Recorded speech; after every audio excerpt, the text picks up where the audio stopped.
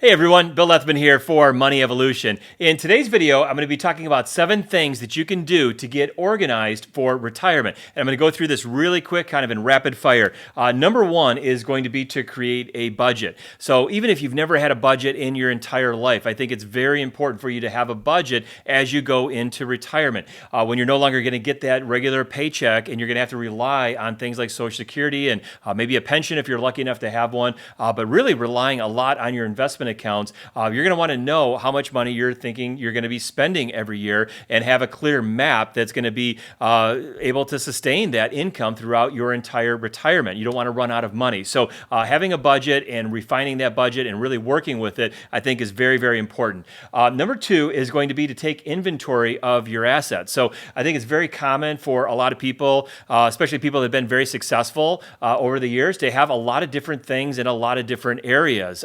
Maybe you've got some old 401k plans, some IRA accounts. Maybe your spouse has them as well. Maybe you've got some old retirement benefits like a pension plan or something like that. Well, you need to get all of that stuff together. You need to round it all up. You're going to have to make some calls probably in some cases. So if you've got an old retirement plan with a previous employer, you may have to hop on the phone and find out the details of that, get a statement if you haven't gotten one in a while, and figure out exactly what your options are there. So get organized with your assets. One thing I really like to do, and it really goes in well to some of the tax planning that we do and help our clients with, is you want to categorize your investment accounts into those 3 buckets: your non-retirement account, your traditional retirement accounts, and your Roth retirement accounts. And that's going to really kind of go into some of that retirement withdrawal strategy and really your tax planning strategy as well, to kind of know what you're starting with inside those buckets there. Incidentally, kind of a shameless plug here, we have our Retirement Time Machine program, but we also created a Retirement Time Machine Quick Start that's going to help you do exactly that. So I've got some great worksheets that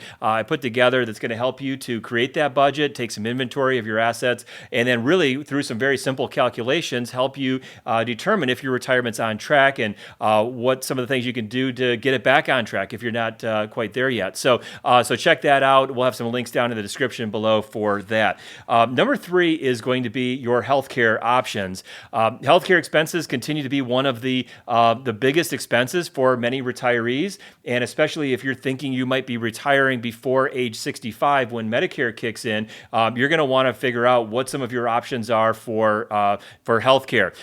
You might have some options through your employer. Hopefully you do, and you want to find out what that is, or maybe your spouse's employer has some options for healthcare in retirement. But if you don't, and you're retiring before Medicare, you're going to have to probably go out into the Affordable Care Act or the ACA exchanges, and you're going to want to find out what that's going to cost. A great resource that I've used for years is from the Kaiser Family Foundation. If you just Google that, Kaiser Family Foundation Healthcare Calculator, you can go in there, put your state, zip code, the income that you think you're going to have in retirement, and it'll calculate what some of the different costs are going to be for that healthcare. And that's a whole other conversation, but getting an ACA subsidy is something that we help clients sometimes work towards in terms of just kind of rationing out their income, basically, so that they might be able to stay under that threshold to get that Affordable Care Act subsidy for a few years before Medicare kicks in. You're going to want to look at that and want to understand what those options are. Number 4 is going to be pension options. So if you have a pension through work, hopefully you do.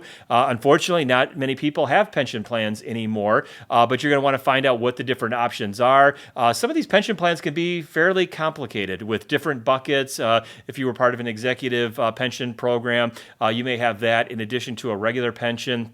You may actually have different options with each of those. And again, you may have pensions from an old employer. Maybe it doesn't really seem like that much, but you want to make sure you get all of that stuff organized. And if you have a lump sum option available to you, you're going to want to figure out what that is and what the benefits might be of a lump sum versus keeping that regular monthly pension benefit. So pensions, number 4.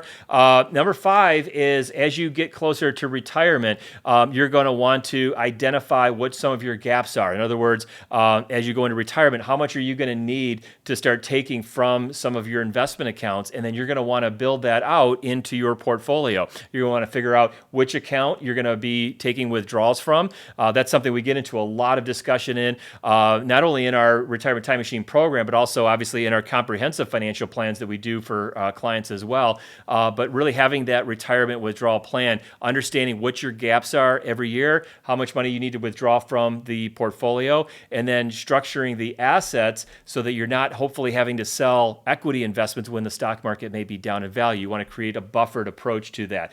We have a whole video on that as well. If you kind of go through our YouTube channel, you can probably find that in there as well. But you want to put that together and also determine which accounts you're going to take withdrawals from. That's very important. And that goes into not just the retirement withdrawal strategy, but a lot of that really kind of overlaps into the tax planning as well. And all of these different things are definitely going to be interrelated.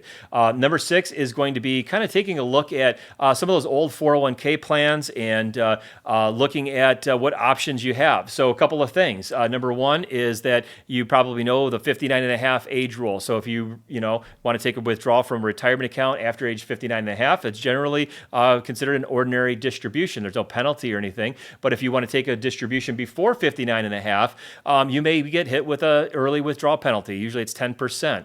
On a 401k plan, however, they have some special provisions we've talked about in other videos. But if you retire after your 55th birthday, or the year you turn 55 actually, and before your 59 and a half, you can actually take penalty-free withdrawals from your 401k plan.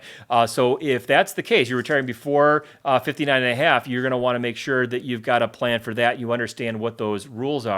Also on 401k plans, if you have any outstanding loan balances, you're going to want to understand how those loans are going to be treated when you're no longer an active participant in the program. So some plans allow you to keep the 401k plan or keep the loan in the 401k and you make payments to it. Others will be basically, if you don't pay it back within 30 or 60 days after your retirement, you're going to have to pay taxes on that entire outstanding loan balance. And again, if you're under 59 and a half or under 55, you may have to pay a penalty on that as well. So you want to learn what those restrictions or rules are for any of those loans and everything. And then finally, the number 7 thing is really to create this map. Okay, so we talked about that a little bit, understanding what your retirement withdrawals are along with your budget, but really sort of lay out what are some of the key milestones that you're going to have in retirement. And I'm a really big believer in that. I think it's really important to have a visual representation of that and learn about the different things that are happening. Maybe your mortgage is paid off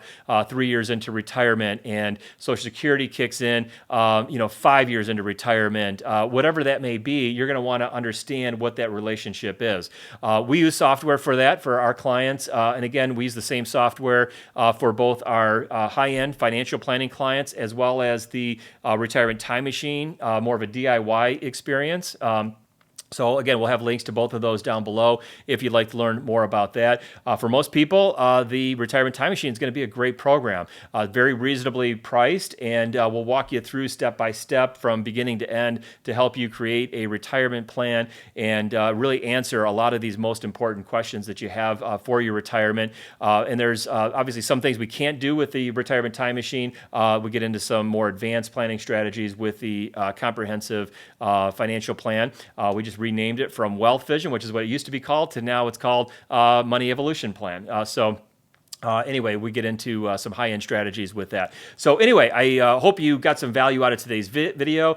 Be sure to hit that like and subscribe button if you haven't already. And again, if you want to learn more about what we do at Money Evolution, you can head over to our website, check out some of the links down in the description below, and I'll look forward to seeing you back in one of our next videos. Thanks.